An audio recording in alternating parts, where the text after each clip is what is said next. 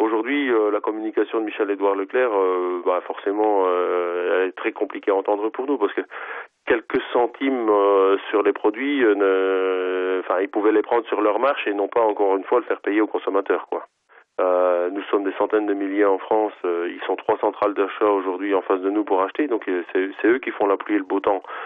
On va continuer, nous, à mettre une pression pour qu'aboutissent les promesses de notre président, quoi. Et on a un certain espoir quand même. Si tout est bien fait, s'il y va par ordonnance, comme il l'a dit, on peut gagner du temps, qu'un certain équilibre se remette en place sur les négociations commerciales, quoi. Le 62e congrès des maires du Nord en images, avec la présentation surtout de Gérald Darmanin, ministre de l'Action et des Comptes Publics, pour rassurer les maires après de récentes annonces du gouvernement les concernant. Globalement, la baisse des dotations de l'État ces dernières années, la fin des contrats aidés et la suppression de la taxe d'habitation. Le ministre s'est donc voulu rassurant dans son discours. Il a notamment annoncé la fin des baisses de dotations de l'État dans le cadre du prochain projet de loi de finances.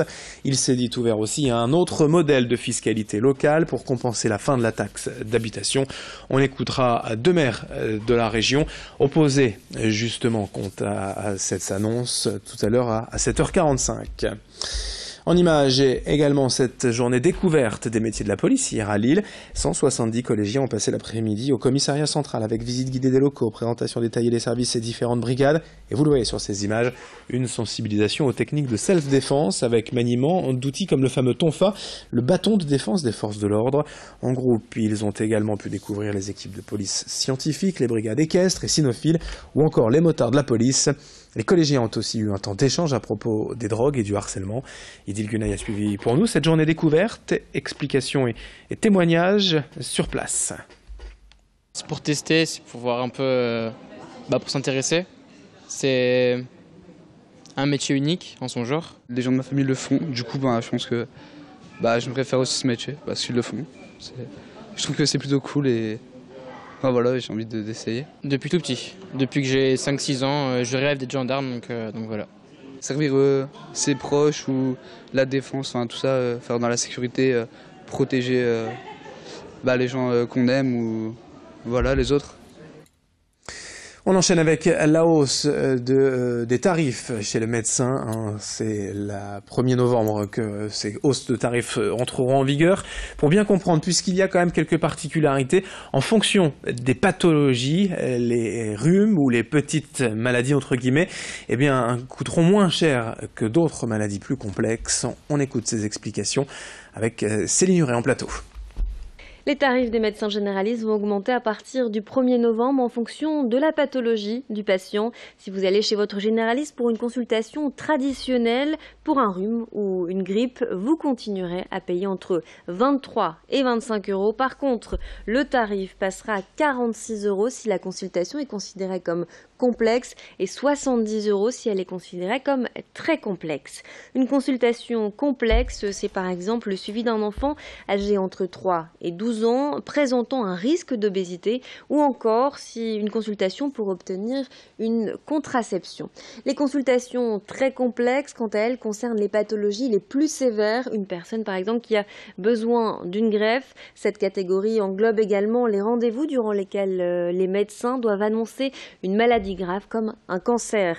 Les visites à domicile seront aussi facturées 70 euros si le patient est atteint d'une maladie neurodégénérative comme Parkinson ou encore Alzheimer.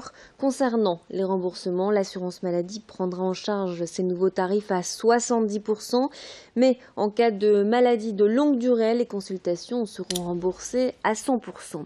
Cette nouvelle grille de tarifs entrera en vigueur à partir du 1er novembre.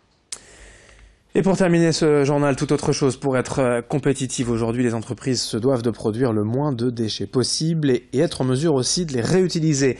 Exemple avec le pôle Team 2 qui a réuni des entreprises du BTP hier à Villeneuve-d'Ascq.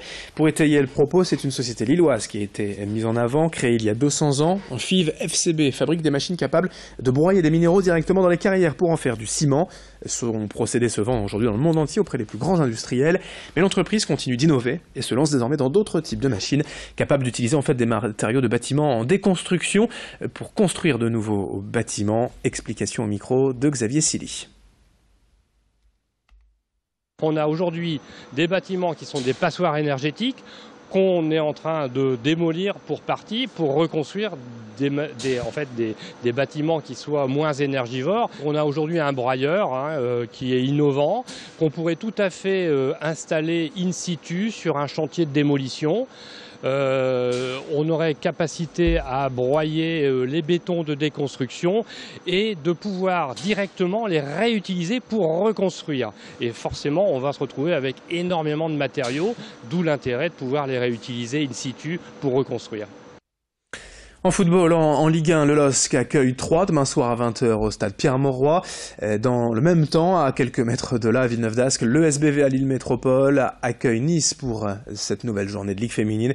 Et puis dès ce soir, en Pro B, toujours en basket, donc le LMBC accueille Caen au Palais Saint-Sauveur pour la première journée de Pro B.